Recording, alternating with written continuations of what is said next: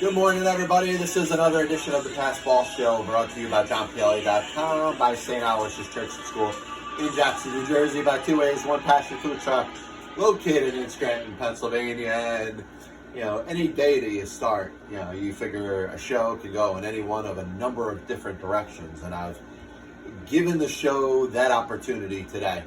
We're going to touch on a bunch of different topics, whether it's college football, basketball, the MLB Draft coming up, comparing a couple Super Bowls as we hit, thank God, because of the cuckoo clock, the opening point here at the Pass Ball Show. Obviously, we just told you about the sponsors. I'm going to leave the show up I did last week on johnpla.com for a little while. You can go back to it. It's, the explanation for those that maybe need the explanation, but the last show that I'm going to do specifically to talk about race and race relations for a while, and we are going to talk about the many different things that impact the world of sports today. In fact, as we're getting back into the, being normal and getting back to having social gatherings again, we're going to do a little expansion of the show. So we'll be doing a show this Saturday. We hit up last Wednesday. We hit up today, and we'll do Saturday as well.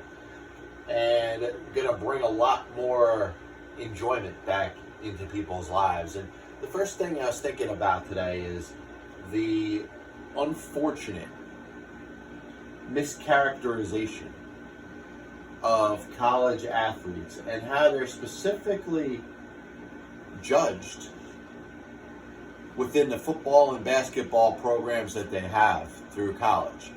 And I find it fascinating because from a school standpoint, there seems to be no issue with all the extra revenue brought to them by the attention of the athletes and the amount of revenue that they bring into the schools.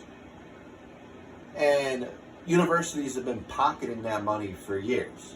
And we know about the movement to hopefully get the players that are the reason why these schools make so much money, the opportunity to receive some of that income. And you get to a certain point, and I keep going back to the whole Fab Five thing in Michigan. And when you're talking about the number one selling jersey in the country, all sports, was the Chris Webber number 4 jersey for Michigan.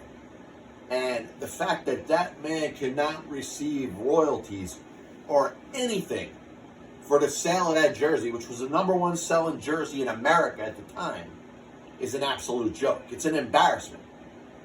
And you wonder what it is that can be done or has to be done or will be done to separate the revenue streams which these college football and basketball teams use to the rest of the school.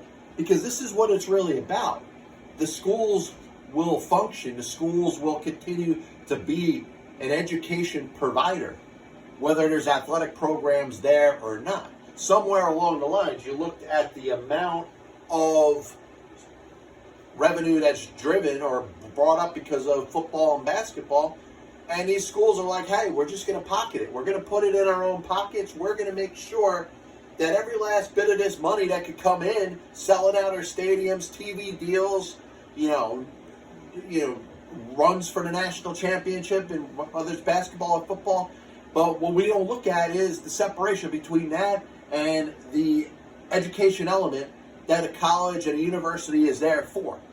It really should be there for one reason: for the students to earn their degrees, get their education, and then in more cases than not, because look, the percentage of athletes that go to these major colleges and universities that end up becoming pros and live the pro life and get the pro contracts and end up being fine for the rest of their life financially are so small, so minuscule.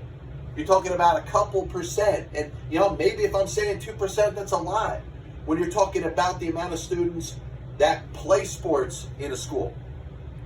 So yet we look at it and we have a hard time making a separation between the education identity of a school or a university and that of its athletic programs.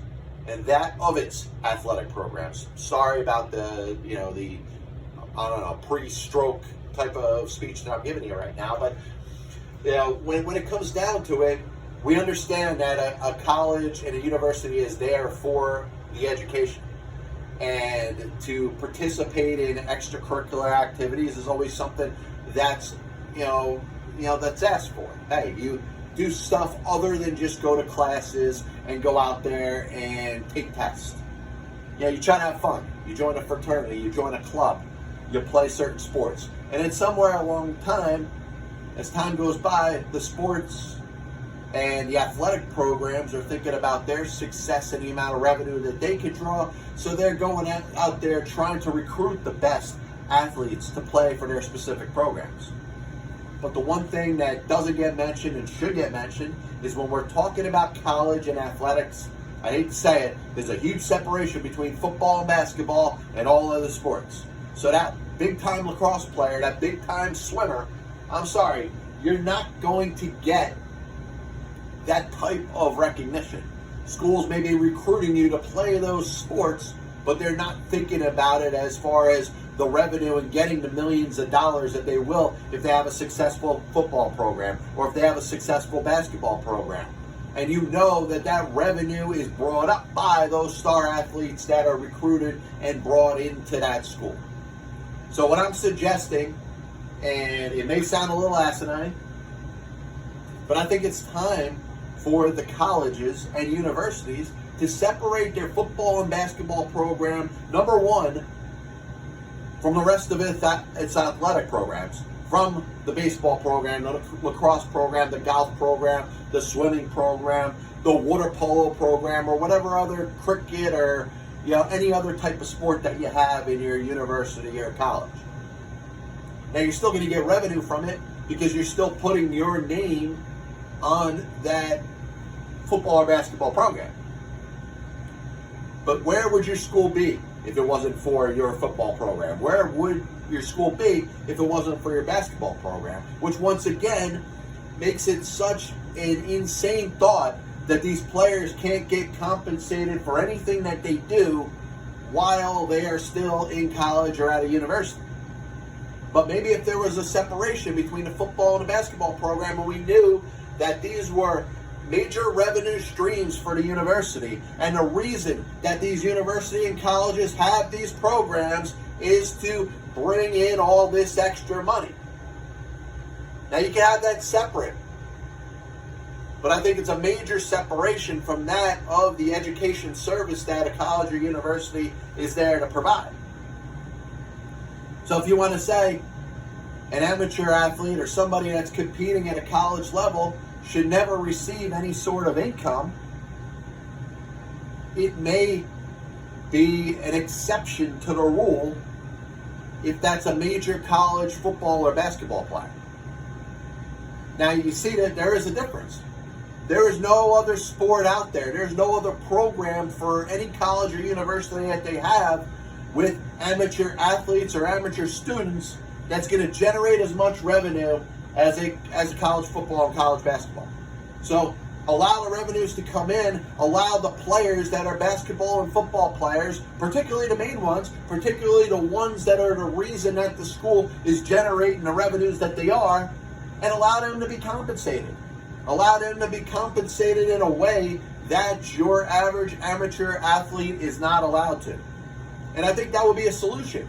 You take the basketball and the football programs with the understanding that they're exceptions to the rule. They bring millions and millions of dollars into each and every one of these schools and universities. Separated. These are college athletes, but when they're playing football and when they're playing basketball, they're employees of the university as opposed to students of the university. Just something to think about. Now the MLB Draft is starting today, and this is a chance for something to happen that has never happened before, and something that happened that hopefully will never happen again. MLB's commissioner, Rob Manfred, has been on this, basically reduce the amount of players in its sport, trying to get rid of as many as 60 minor league baseball teams, trying to reduce the draft, which was 40 rounds last year. It's going to be 5 rounds this year. Now, I've said it on the show before, 40 rounds for a Major League Baseball draft is too much. 30 rounds for any draft is too much. Maybe even 20 for baseball could very well be too much. 5 is too short. And I mentioned the fact that if you are a small market baseball team, I'm just judging and studying the results of the 4th and 5th round of this draft, and I'm going crazy over the amount of amateur free agents that I end up signing. I go out there and I sign 100 amateur free agents with my thought that these players could be the equivalent of all 6th round picks, all 7th round picks, all 8th round picks, and just building my business up through quantity with the thought that there's going to be a lot of quality in it. Because there's 6th round draft picks, there's 7th round, 8th round, 10th round, 12th round, 15th round draft picks that end up having pretty good careers in Major League Baseball. Now, the unfortunate thing is the lesser amount of picks this year means that there's a lot of kids that have some talent that may not very well get drafted. And you look at some college seniors where they get drafted usually in the middle round of the drafts with the thought that teams are saving money by not having to allocate a whole lot of bonus money to. They may be those amateur free agents that you're looking at. So if I'm a team like the Orioles or the Marlins or some of the small market teams like Cleveland or Pittsburgh or Tampa Bay or Oakland, I'm looking at the possibility of overstocking these good players that have a chance to be pretty good and using it as a way to build my team going forward. If you're signing college seniors as amateur free agents, you're not going to be paying them that much money. So that means they get to go through whatever is left of your minor league system, develop, and if they end up proving that they can play at the major league level, you're still not going to have to pay them for a very long time. Now, minor league baseball could be finished as we know it.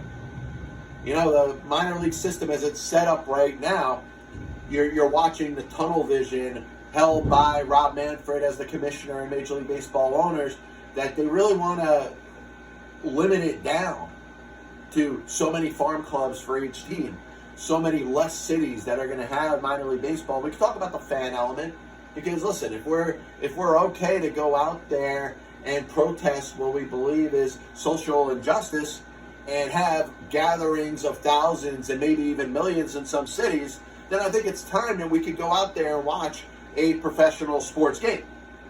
You should start letting fans in stadiums.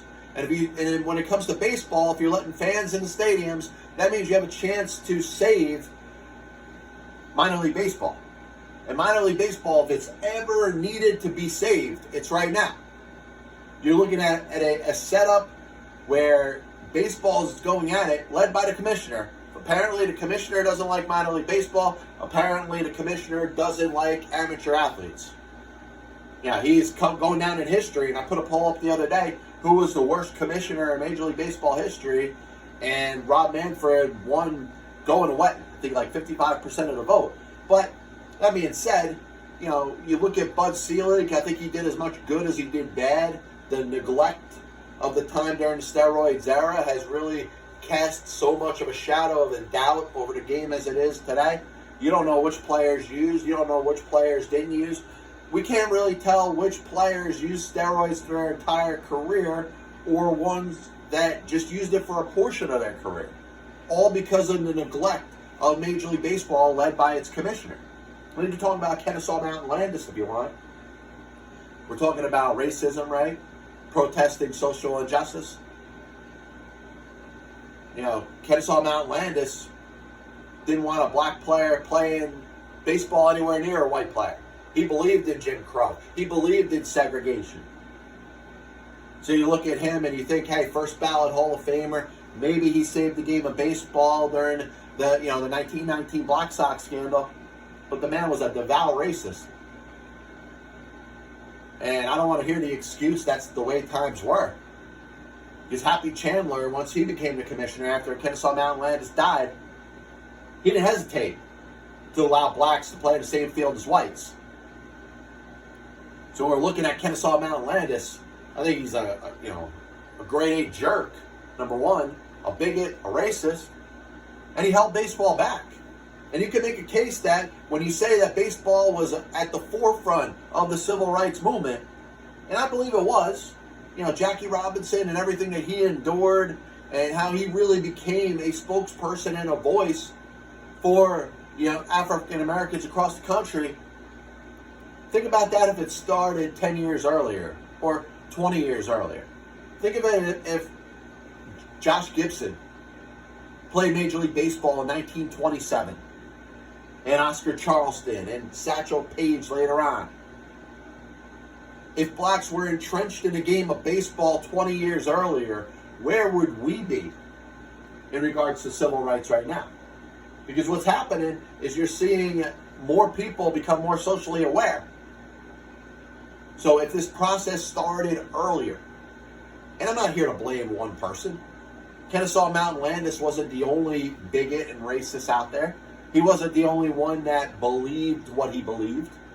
There were many other Americans that did. The sad thing about it is there's too many Americans that still believe that right now. But going back to minor league baseball, not everybody is blessed to have a Major League Baseball team within a reasonable driving distance or walk distance. And most kids get introduced to the game through getting a chance to see their local team, whether it's, close to here, Lakewood or Trenton, or you want to move up to, Yogi Berra Field. There's that thought of that calmer environment where you're not talking about a packed house. You're not talking about having a hard time getting out of your seat. The opportunity to enjoy a baseball game.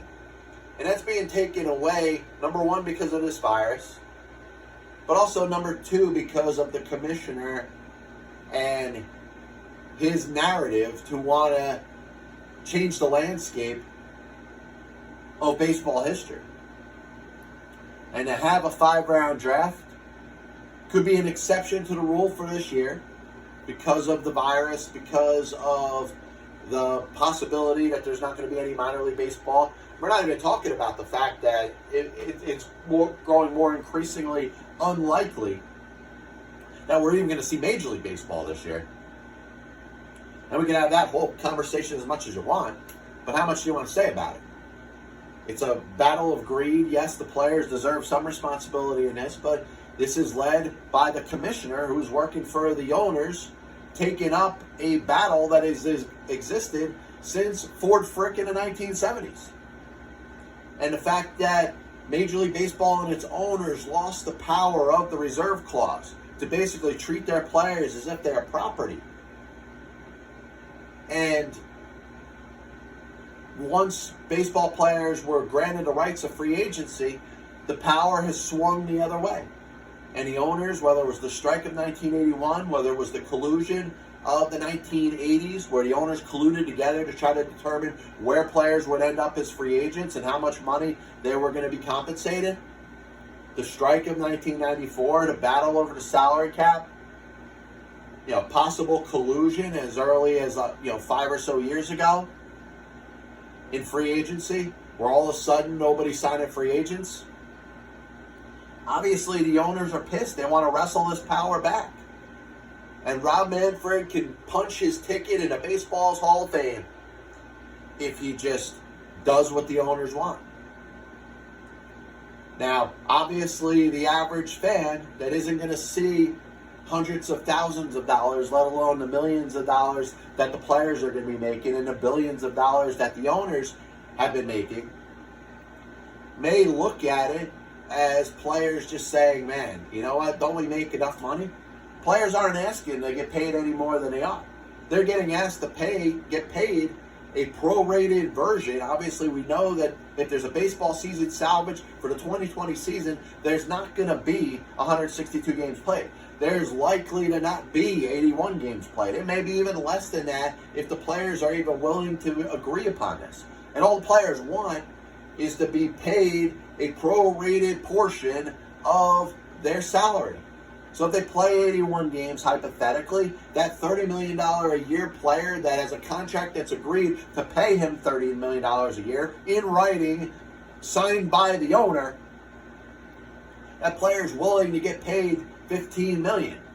So a prorated portion of the salary for the season. So anybody that's going out there claiming that the players are greedy, the players just want what they have been agreed to.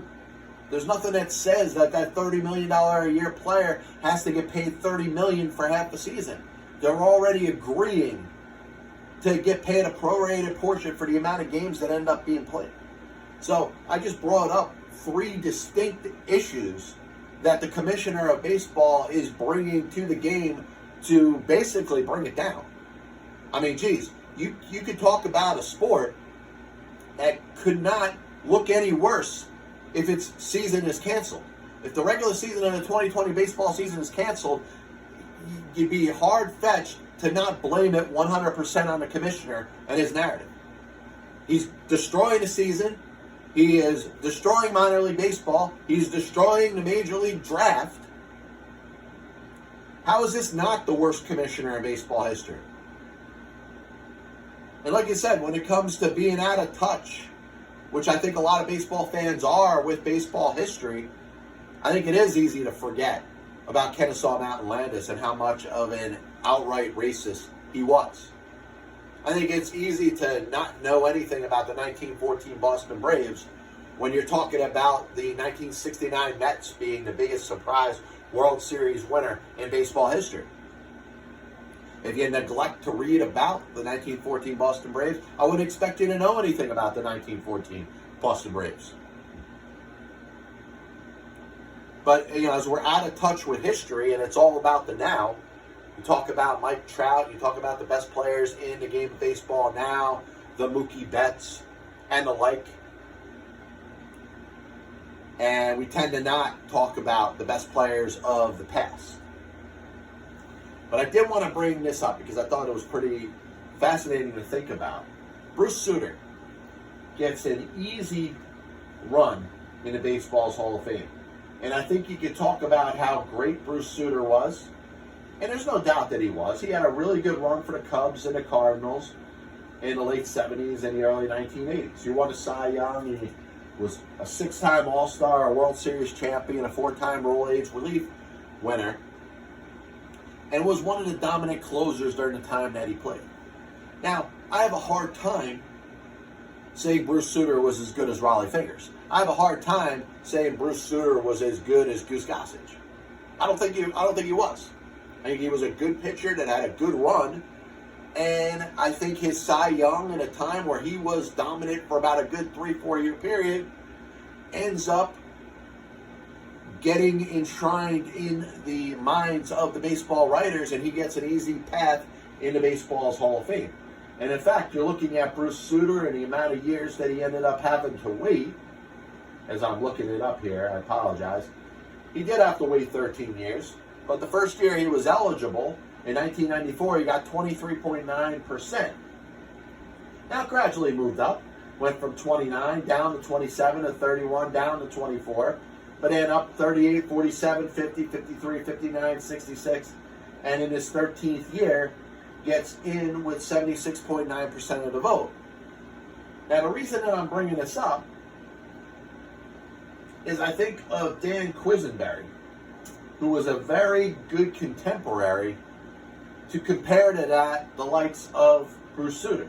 He had a dominant run, mostly in the early part of the 80s. And, what is significant about this time in baseball history is around the mid-80s, 1984, 1985, 1986, you're starting to see the end of the 2-3 inning closers. Now, there were still some. Remember in the 1986 Mets winning themselves a World Series championship, Jesse Orosco and Roger McDowell, those guys were going to pitch 2, 3, 4 innings, 5 innings, in a playoff game for 1 extra innings, in McDowell's case. 1987 Twins with Rick Aguilera. He still was kind of a 2-inning reliever. He was a starter the year before with the 86 Mets, but as a closer we're talking 91 with Aguilera. I'm sorry, I actually screwed that up. But, you think of, let's say, a Jeff Reardon, and that's who I was referring to, was still kind of a 2-inning reliever. Now, as you get towards the LaRussas and the Athletics and the Dennis Eckersleys of the latter part of the 1980s, the closer becomes a 1-inning position, obviously owned and dominated by the likes of Mariano Rivera. And Mariano Rivera, when he's mentioned as far as how dominant he was at the position that he had, he deserves to be in a league of his own. Now, could Mariano Rivera have survived as a 2-inning closer or a 3-inning closer in the 70s and the 80s? I don't know. But Dan Quisenberry was that. He would average 120 innings a season in the prime of his career. And his prime was no longer or no shorter than that of Bruce Sutter. So the point that I've been trying to make is that one of two things should be thought about. Either Bruce Sutter does not belong in baseball's Hall of Fame. Now, obviously, you're not going to take him out, but admit that there was a little bit of a mistake there. It was a little bit of a stretch, a little bit of a reach. And you've heard me on this show talk about the many cases in baseball history when it comes to players that the Hall of Fame reached. The Hall of Fame went a little too far. The Hall of Fame brought in players that they shouldn't have brought in. But we're talking about in Sutter's case, before the steroids era. Now, when he made it in, it was during the steroids era, but we're talking about the voting process of players that didn't play in the steroids era. Now you're talking about Harold Baines and Lee Smith and the likes getting into baseball's Hall of Fame because the best players of the steroids era are being blackballed. And they're basically being told that they cheated and that the values of their careers are not up against the best to ever play the game. So because of that, the Hall of Fame has gotten more watered down. There's players that are in its Hall of Fame that probably shouldn't be, or maybe would not be, if it was for the fact that the steroids era is a generation that some people in baseball history just want to forget. But Dan Quisenberry, dominant pitcher for around the same amount of time as Bruce Sutter, and you make a case, might have been a little better at his best. Wasn't the strikeout pitcher that Sutter was. Never won a Cy Young. He did win a World Series.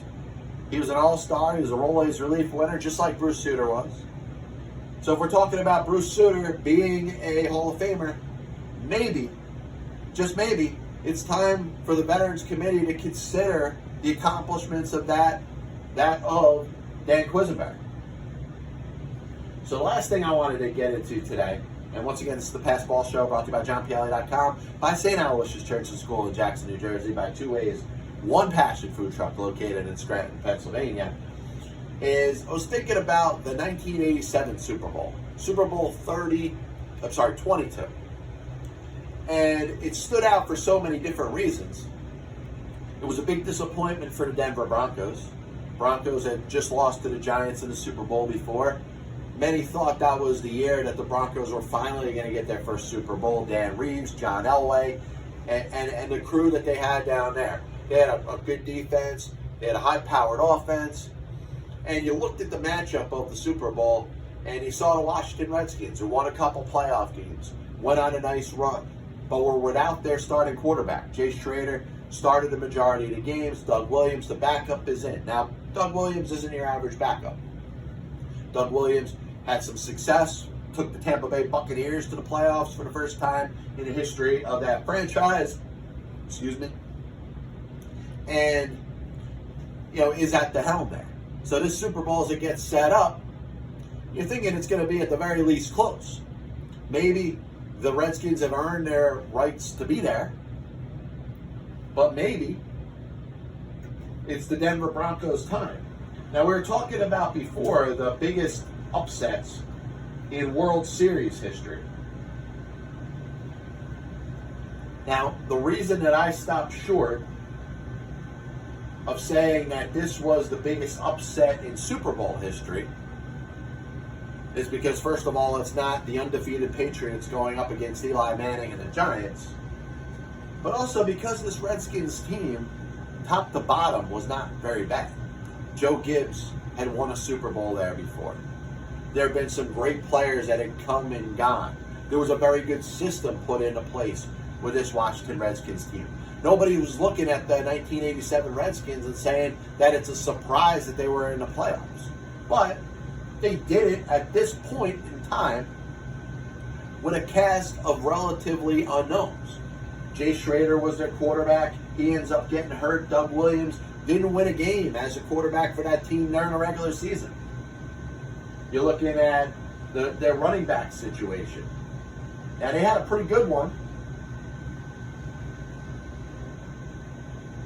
The guy who had some success before, and I'm not thinking of his name off the top of my head, George Rogers. There you go. So George Rogers, who ends up as a rookie in 1981 winning the NFL rushing title with the New Orleans Saints, and ends up kind of not being that important. Kelvin Bryant ends up getting a little bit of time. And there's this guy by the name of Timmy Smith who ends up taking the ball a couple times in the Super Bowl. Now, Timmy Smith had just under 200 yards of rushing during the regular season. He ends up in the Super Bowl running for over 200 yards.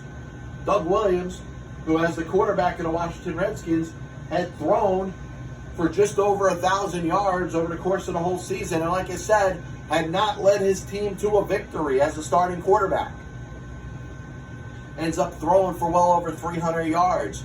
And the Redskins end up winning this game going away. But it was a great story, one that was made for a movie. And you can talk about the Washington Redskins of 1987, Super Bowl 22, the whole thing, and why they were a little bit of a surprise Super Bowl winner. And I compare it to that of Super Bowl 52. Now, Super Bowl 52 featured the Philadelphia Eagles and the New England Patriots. We know a lot of people, unless you were a New England Patriots fan, or if you're a fan like me of dominance, like watching things before our own eyes and saying, hey, I'm there in a very big time during history. The general public was tired of the New England Patriots. A lot of people, unless you were rooting for the Patriots or rooting for the dynasty, you were rooting for the Philadelphia Eagles in that Super Bowl. And there was a couple similarities there. A couple similarities in the fact that Nick Foles is the quarterback of the Philadelphia Eagles, that Carson Wentz was on his way to probably be the MVP of the National Football League that year. He ends up getting hurt. And it's Nick Foles in the Super Bowl, quarterback in the Philadelphia Eagles against the great Tom Brady. Now, Foles had put up some okay numbers. He had led his team to victory. The Eagles were in the Super Bowl partially because of the job that Nick Foles did. And Nick Foles did a pretty good job. Remember, if you go back further, he was the starting quarterback of the Philadelphia Eagles for, his first 3 seasons. Taken as the 88th overall pick by the Eagles in the 3rd round of the 2012 draft. He ends up getting flipped to the St. Louis Rams for Sam Bradford. And, is kind of sitting the bench with Kansas City, comes back as the Eagles back up. And all of a sudden, he's thrust into control in the Super Bowl during a time where the Philadelphia Eagles have never won a Super Bowl, and you're hoping that things, if you're an Eagles fan, go that way. And that Nick Foles can get the job done. Now, Nick Foles ends up having what's going to be considered the best game of his professional football career. And that's where I see a similarity. I see the similarity between Nick Foles' performance and Doug Williams' performance. Now, Doug Williams, like I said, had some success before. Nick Foles was starting quarterback of the Eagles. He probably has some time left in his career. Had a chance to quarterback the Jacksonville Jaguars last year after signing a nice contract. Ends up getting traded to the Chicago Bears. Maybe he's battling with Mitch Trubisky. Maybe he takes over that team. Maybe he gives the Bears a better chance to win. I don't know. But Doug Williams had his chance. Was sitting the bench with the Washington Redskins. Joe Gibbs has him as the backup to Jay Schrader. Now, if I'm looking back at the careers, Jay Schrader probably threw more passes, probably played a little bit longer. But was Jay Schrader that much of a better quarterback than Doug Williams? Probably not. Doug Williams has an opportunity, and he took advantage of it. Nick Foles was given one shot, one opportunity, and he led the Eagles to a surprise victory over the New England Patriots. Tom Brady throws for over 500 yards that game. No interceptions. Foles threw an interception, but he threw it for 373 yards. I see the similarities between these two Super Bowls because the Eagles, similar to the Redskins, earned their chance to play in this game. But you look back at the Patriots and what they have done for years, it was expected that the Patriots would probably win this game. A little bit of a recap of the show today. We want to thank everybody for tuning in. We started by talking about college sports, but most importantly, the separation between college basketball and college football and the rest of the athletic programs. Not only that, but the rest of, amateur status and the college and university as it is. Is there a way that you could maybe talk about college basketball, college football, and categorize it as something that's separate from the entity of the entire university and college? And if you did that, it would allow for the players, the basketball players and the football players that are generating revenue for the school to receive a piece of that and to do it in a legal way. Spoke about Commissioner Manfred, and I'll tell you, if there's pressure on anybody to make sure that there's a baseball season and there's an agreement to have a baseball season in 2020, it's Commissioner Manfred. Because he's trying to destroy the MLB Draft. He's trying to destroy minor league baseball. Now, listen, I think Rob Manfred now is worse than Roger Goodell at his worst. He is worse than Gary Bettman at his worst. And may go down in history as the worst commissioner in all Major League Baseball history. And that's saying a lot. You know how I feel about Bud Selig? Bud Selig did a couple of good things, but I blame him and his lack of jumping in and doing something about steroids for the reason that steroids ran rampant in the sport. For the reason that we have a hard time judging who it is that used steroids and who didn't. And for all those players that are not being judged for the use of performance-enhancing drugs that got away with it over the course of their careers. And then there's Kennesaw Mountain Landis, the bigot, the racist. The reason that perhaps we have not moved further now when it comes to civil rights and equality in the year of 2020. Kennesaw Mountain Landis dies, and all of a sudden there's a black player in Jackie Robinson allowed to play in baseball. Kennesaw Mountain Landis, if he had just allowed for what was meant to happen, the best black players to play with the best white players, we could be a little bit closer in our battle for social justice and equality. Baseball fans, now, a lot of it is about the now. A lot of it about the analytics stats. A lot of it about everything that you're seeing now. All the different amenities that you can see in a ballpark experience, or as you're watching a game on television or studying the game through the internet. And I don't want to be a nerd or considered a nerd. I don't care if you do or not. That's what you want to think I am. I don't care. But baseball history has said a lot and can teach you a lot about different things that have happened in the country and the world. And you look at U.S. history, you look at world history, and there's a lot of it that is intertwined in 150 years of baseball history. And it's unfortunate because there's things like the discussion about Kennesaw Mountain Landis, and there's a lot of people out there that are just not interested. I don't know who Kennesaw Mountain Landis is. I don't want to have a discussion about him. I don't want to know about him. We just talked about Super Bowl upsets. Whether it's the 1987 Super Bowl, 22, Redskins, Broncos, whether we're talking about Super Bowl 52, Eagles, Patriots, you want to talk about, Giants beating the New England Patriots, you want to talk about the Jets in Super Bowl III beating the Baltimore Colts, we can. But when it comes to baseball, there is no bigger upset in the history of the World Series than the 1914 Boston Braves. Excuse me. Talked about Dan Quisenberry and how this is a pitcher, and Dan's no longer with us. He passed away a handful of years ago. was one of the best relievers of his time and isn't even sniffing consideration from the Veterans Committee, yet he was Bruce Sutter. Bruce Sutter gets looked at differently for whatever reason, and I just posted this on Twitter.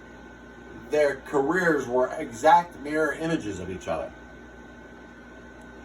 As much as Alan Trammell was Barry Larkin, and I'm glad the Veterans Committee got it right, Dan Quisenberry was Bruce Sutter. Now it proves one of two things. Either Dan Quisenberry belongs in the Hall of Fame just like Bruce Sutter, or maybe Bruce Sutter was a little bit of a stretch, a little bit of a reach, and maybe not warranted the Hall of Fame consideration he ended up getting. We'll be back with you Saturday. This is the Passball Show brought to you by JohnPLA.com, by St. Aloysius Church and School in Jackson, New Jersey, by Two Ways, One Passion Food Truck located in Scranton, Pennsylvania. God bless you, and as always, I'll see you on the other side.